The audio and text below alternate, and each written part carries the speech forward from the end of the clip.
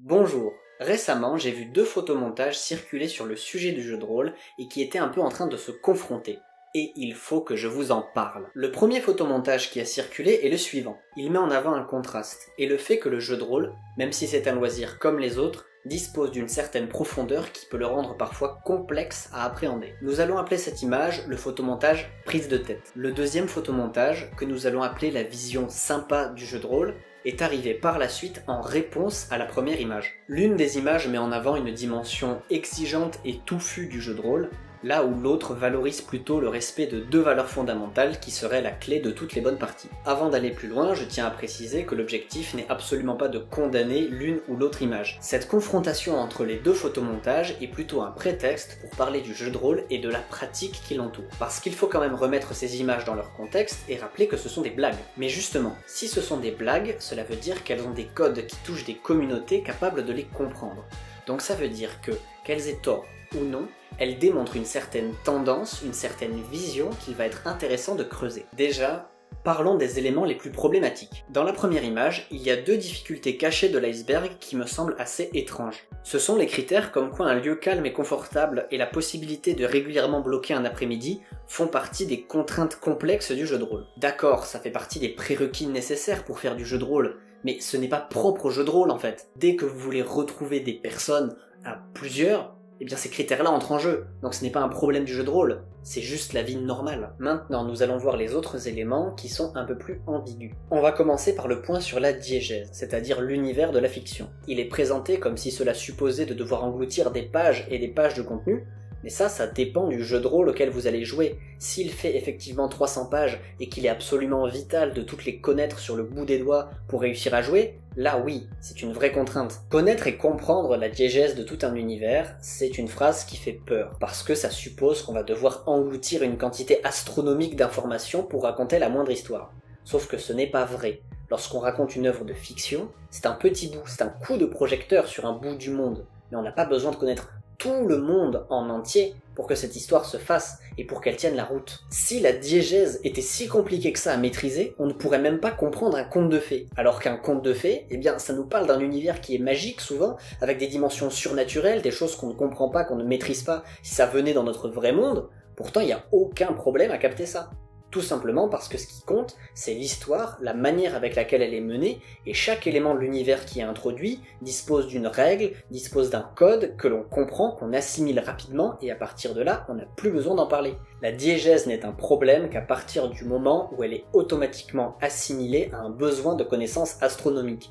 Or, ce n'est pas vrai. Il ne faut pas oublier qu'il y a la dimension interactive et la dimension dramatique. C'est une histoire que l'on raconte, on ne déroule pas une encyclopédie. Un autre point du photomontage qui est à contester est celui de la capacité à se concentrer plusieurs heures sur une même tâche. Cette affirmation tient un peu de l'escroquerie parce qu'elle repose sur deux facteurs qui ne sont absolument pas obligatoires. D'une part, le format du jeu de rôle en lui-même, et de l'autre, la volonté des joueurs. C'est un jeu de société, les règles, ce sont les participants qui les déterminent. Donc si on a envie de jouer 1 heure parce qu'on n'a pas envie de faire plus, eh bien il n'est pas nécessaire de se forcer.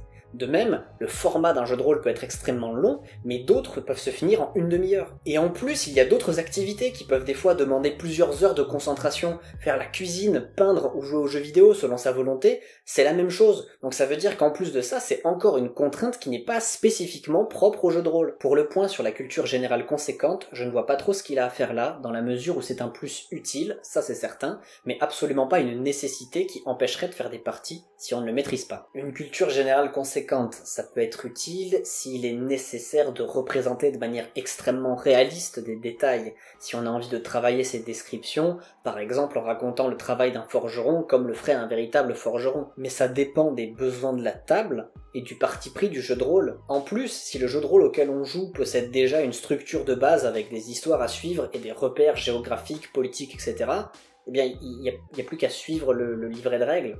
Il est là pour ça aussi. Et tout ça nous amène à un point crucial du jeu de rôle. Sa difficulté, sa complexité ne sont pas imposées, elles sont choisies. Elles sont choisies parce qu'il y a tel type de jeu de rôle à l'univers dense qui va être acheté par tel type de joueurs qui ont envie d'avoir des univers denses et qui vont donc raconter des histoires avec énormément de détails, énormément d'attention à tout plein de choses, des jeux de faction, des jeux politiques, etc.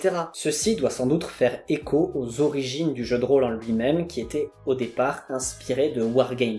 des jeux de plateau de stratégie. Or, pour faire de la stratégie, il faut justement créer un système de règles, un système de pions, des subtilités qui permettent la tactique de s'imposer, de se réaliser. Autrement, il n'y a pas de stratégie possible. Sauf que ça, c'est fini, c'est-à-dire que ce sont les origines du jeu de rôle. Certains jeux de rôle s'inspirent encore de ça, ils ont des systèmes de combat développés, mais tous les jeux de rôle ne sont pas comme ça. Et en plus de ça, ce n'est pas le jeu de rôle en lui-même qui est dur, c'est le système de jeu. Le jeu de rôle, les enfants dans les cours de récréation, ils en font tous les jours et sans effort.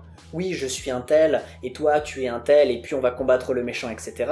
Techniquement, c'est du jeu de rôle. On raconte de manière interactive une histoire qu'on fixe, plus ou moins, et on joue. Donc au final, cette difficulté de l'iceberg qui pourrait être considérée comme un problème, eh bien, elle est là parce qu'elle est recherchée, parce qu'il y a un public qui veut ça, qui veut développer un côté un peu plus simulation, immersion, ce genre d'éléments. Il faut quand même rendre justice à toutes les compétences présentées dans le premier photomontage, parce que ça veut dire que si, pour les créateurs de cette image, ces éléments-là sont importants, voire essentiels à posséder pour jouer correctement, ça veut dire que le niveau de progression, d'assimilation du jeu, de développement en tant que joueur, mais il est gigantesque. Le montage prise de tête, quelque part, c'est aussi un peu un montage prise de conscience. C'est-à-dire qu'il met en avant des choses qui ont l'air difficiles à obtenir, à maîtriser, mais quelque part, ce sont aussi des choses qui marchent. Oui, une culture générale conséquente, ça sera super utile pour décrire des comportements, des environnements, des objets, des cultures. C'est génial. Un minimum d'éloquence et une capacité d'animation d'équipe solide, c'est extrêmement profitable, surtout dans les jeux de rôle virtuels en ligne, où là, pour réussir à accrocher les gens, il faut redoubler d'efforts. Ça peut changer des parties ennuyeuses en véritable bénédiction, dans la mesure où effectivement le jeu de rôle est un jeu social avec de nombreuses interactions, et parfois le tour de jeu n'est pas précis, contrairement à d'autres jeux de société qui vont par exemple être dans le sens des aiguilles d'une montre. Et donc dans ces cas-là, c'est forcément un plus de pouvoir communiquer avec les autres et de s'affirmer et de réussir à gérer le rythme pour permettre de bonnes parties. C'est quand même incroyable de se dire que le jeu de rôle arrive à motiver autant ses participants. En soi, c'est super tant que ça ne remplace pas la volonté première. S'amuser, passer un bon moment. Et si vous êtes abonné à cette chaîne et que vous suivez ces vidéos, vous le savez déjà, mais le problème de cet iceberg surtout, c'est qu'il risque d'entraîner des personnes dans les pièges de la performance et de l'implication. Mais le point commun entre le premier photomontage et le deuxième, c'est qu'ils visent absolument la même chose. Les arguments présentés comme étant des obstacles de la première image sont là pour dire si vous arrivez à contrôler tout ça correctement, vous allez passer des bonnes parties, vous allez vous amuser. Avoir envie de passer un bon moment autour du jeu de rôle, c'est tout ce qui compte, parce que sans cette volonté première et essentielle, tous les autres outils développés autour, la culture, l'animation, etc., ne servent à rien. Tout ça pour dire que le jeu de rôle n'est difficile et complexe que parce qu'on le veut bien. Et surtout, le style de jeu des uns n'annule pas le style de jeu des autres. Personne n'oblige les joueurs à avaler des centaines et des centaines de pages avant de jouer, personne n'oblige les joueurs à lancer des dés, c'est l'équipe d'un commun accord qui se dit « Ok, on va jouer de telle manière, on recherche tel style de jeu, telle expérience, faisons-le ». Et c'est très bien. Voilà pour cette petite analyse d'image contextualisée. Je vous laisse sur ce message de prévention. La seule bonne méthode en jeu de rôle, c'est celle qui amuse toute la table qui y participe. Salut! Et salut, c'est la voix off des fins d'épisode, j'espère que celui-ci t'a plu.